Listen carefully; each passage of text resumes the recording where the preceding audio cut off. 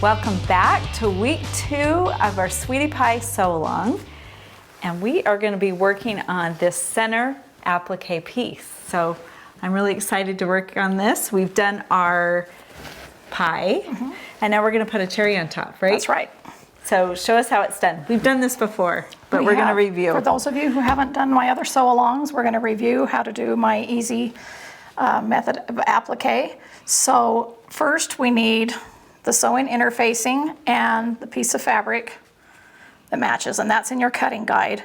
This is for the cherry, and you got, which is C3, and everything's included in your Sew Simple shapes that you need. So you've got those. For the cherry shape, it's C3.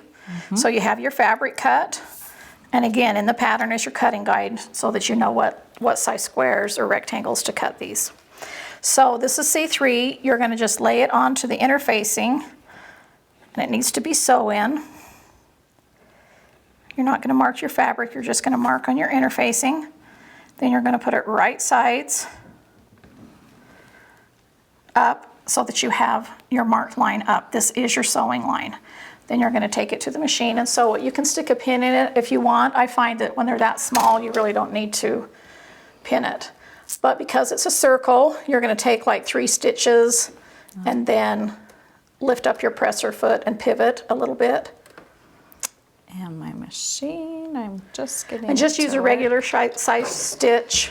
You don't want to do too small of a stitch to gather it up, and you don't want to use a large stitch.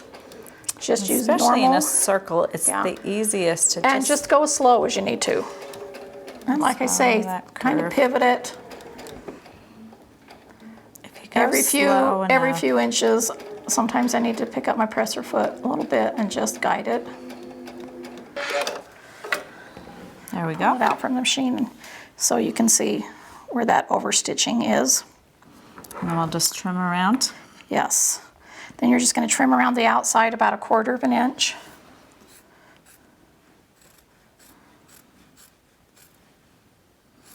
And we need to get our tool out. Yeah. Then you do the same thing for the leaf. So you just have to do the same shape on the coordinating. Make 2 of those. Yeah, we'll do this at the same time. So now here the leaf is traced. And again, I usually just start on a leaf. Don't start on a point because it'll be too bulky when you overstitch it. I'll just start on a side and come around and then just overstitch by 1/2 an inch.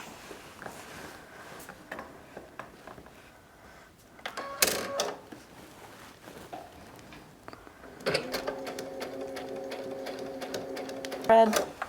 Okay, then you can go ahead and trim that.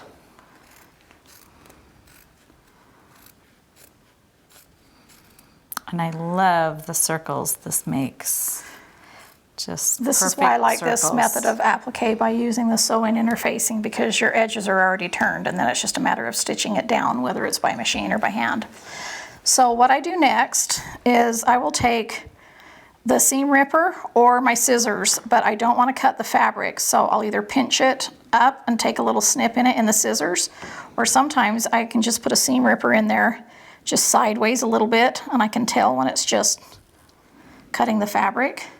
Oh, that's and I'll easier than scissors. I've done scissors. But it's a little easy sometimes to cut the fabric, so you just have to really pay attention and put it on a flat surface, and then just go like that. And then you can take your scissors and if you need a little bit bigger cut.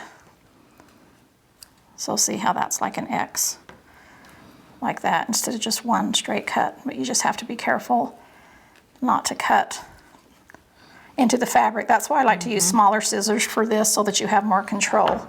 Bigger scissors like this are nice for a lot of things, but it's really hard to get out of control and snip what you really didn't want to. Okay, so then you just need to turn it and right side out. Turn it, because that interfacing will tear. That's right. That one's a little bit harder because it's got points on the end, so it's smaller. But did you see how when I turned this, I took my finger and just kind of went around like that. My finger's inside of it, and I'm kind of smoothing the edges, kind of rolling here. And then you're like, okay, I have a circle, but now it's all wonky. See how you can see all those little... Yeah. So this is where this tool comes in. I love this. So what you do with this is you always have your interfacing up, and you take the tool, and it's the Cloward turning tool, and you put it with the point into your fabric, and all of your interfacing is up here.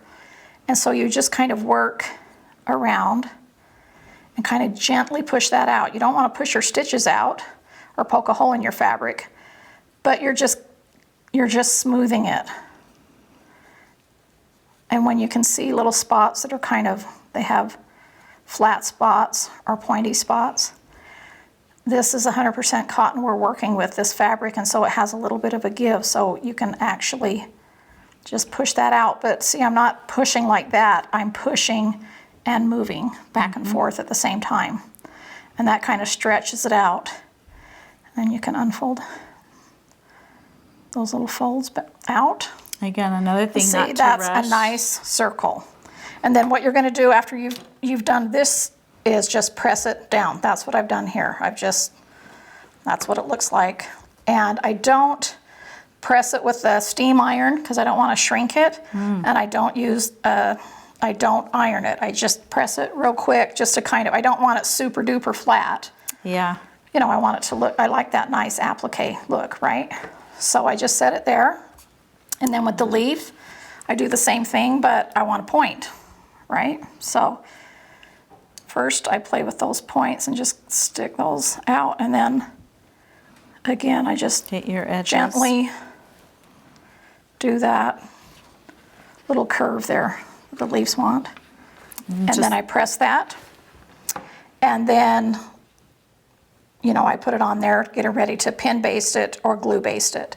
So on the pattern here on page 5, you have the cherry embroidery line.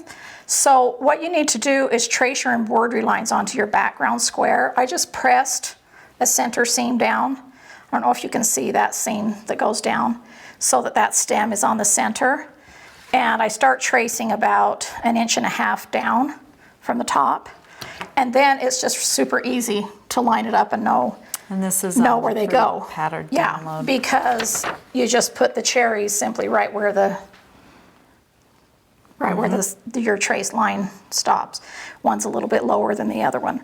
Now, before you baste it or glue it, just pick up this C15 piece and then put it on top and just make sure, there's plenty of room. You know, you just want to make sure that your design hasn't grown past what you're going to use. So at this point, you're going to pin or glue baste it and applique it, and then do the embroidery. So then it will look like Love this. that. Love how that looks. I like to use all 6 strands of the Arafloss. I really like the chunky, bigger stitches.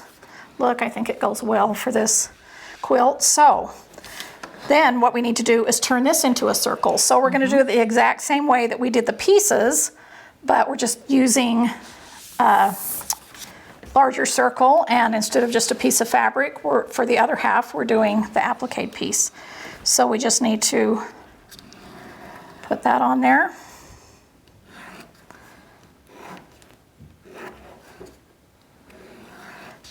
Trace around. And then you just can lay it on top, and you can see through. And do you pin it?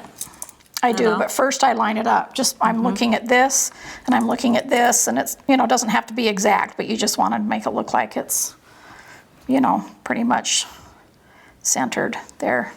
And then for this one, I'll put a couple of pins in. Like maybe one right there, and just one right here, so it won't shift from side to side. And then we're going to do it the same way. You're going to sew all the way around here and then over sew wherever you start by 1/2 inch. Okay, so then you just take the pins out, and first I'm going to trim it around, and this one I'll use bigger scissors with. You want to trim that about 1/4 inch.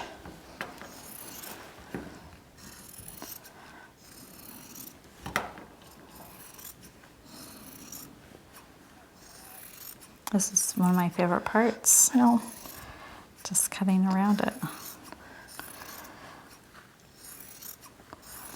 I might cut a little bit more than 1/4 of an inch on these because I know that I have a bigger than 1/4 of an inch here, you know, Okay. because we cut that generous, but it'll be fine. Now this one I don't use the seam ripper on just because I'm afraid I'm going to cut into my appliques, and it's a big enough circle that I will just pull it apart like this and take it and just do a little center clip to get it started.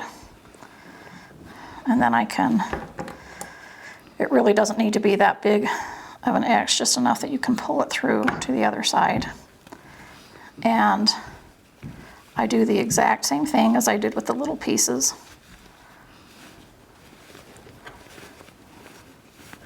This is kind of like, I feel like I'm making a pizza here. You just like roll it around.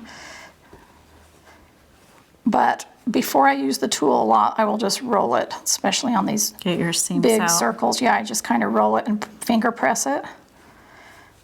And because it's cotton, it has a memory and it really wants to stay, you know, where you pressed it just a little bit. And then I'll just take this now and work it around. Bigger is always better. The bigger circles are easier to get that nice smooth shape. It's the smaller pieces that are the hardest to shape, but once you get the hang of it, you find out it's pretty simple. And then I just work my way around. And again, this one I would not take and put the iron right on top of, because I don't like to iron on my appliques, because I was really careful to make them nice and puffed and look dimensional. Now I don't want to ruin it by setting my iron on it, but I don't want to iron on the interfacing either. So what I do is I'll just smooth it out as I go along and take the tip of the iron and just go around here like this until it's all pressed out.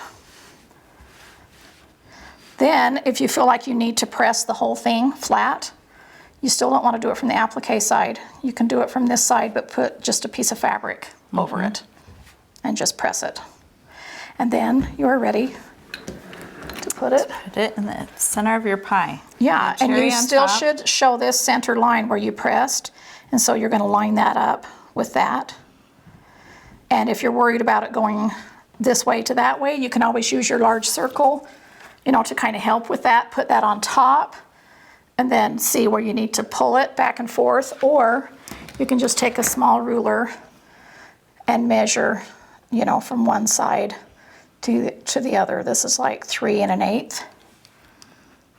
And this is 3 inches. So I know I need to come over here just a little bit, keeping these center lines up.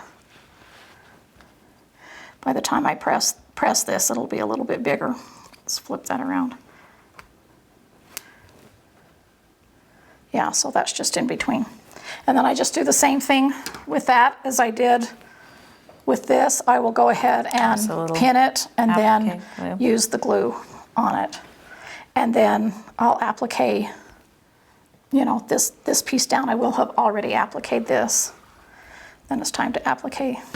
Do your favorite method? Usually like to hand applique. I do, but if I'm in a hurry, I'll use machine too, and I just use a tiny, tiny zigzag stitch. And I like to match my appliques, but because this is silver colors, I'll do white. I'll just match the background. And then I'll do the white for that. And then I'll do red, you know, for that, and green to match those little pieces. So finally, when the applique is complete, I will press it from the back, because again, I do not like to press my appliques from the front. Press it from the back and grab my trim it ruler and use those lines to square it up and trim it off. And it's ready to go. And you also had some flowers to show. Yes, now in the intersections here, we have daisies. So I wanted to actually applique them onto the square of fabric before, instead of individual petals on that. You know how hard that would be to be holding the quilt just to do all these individual petals. So we do it on the square of fabric, and then we take the C14 size, do the same thing, trace that. And once you have this traced on your interfacing, then you can lay it on there And really and this see. method, we did it for the cherry, we're doing it for the Yeah, flowers. it's the same method for the petals. You know, blueberries, apples, every right. applique on this quilt is Yes. the same technique. It's made the exact same way. Then you're just going to sew around that, turn it right side out, and there's your daisies. And You've then got your daisy. as you develop the this. rows and sew them together, then you can start sewing those on so that you can just do them as you do each row, so it's not so cumbersome. So I did this one because I don't know if you can tell a difference between this daisy and this daisy. It's got 5 petals. Yeah, this one has 6 petals, like the pattern, and this quilt. But as I was doing this one, I like 5. I laid it out, and I just wanted it, I like to show you an alternative. You know, I always say you're the boss of your own quilt. So you could do one with 5 petals as well. It kind of separates the gingham too, or whatever look you want. So that's how you applique, and that's how you're going to do all of the blocks. And I love how the pie turns out, and I can't wait to make all these different kinds of pies because it's a fantastic quilt. A great new method, creating a new way to do Dresden. Not a new way, but our way, right? Yes, or a pie, right? A pie, Instead of a pie. Dresden. So I loved how it turned out. So thank you, Lori. We're excited. Thanks. Join us every week on Lori's blog, the Riley Blake Designs blog, where we will be sewing along with Lori to make this adorable quilt.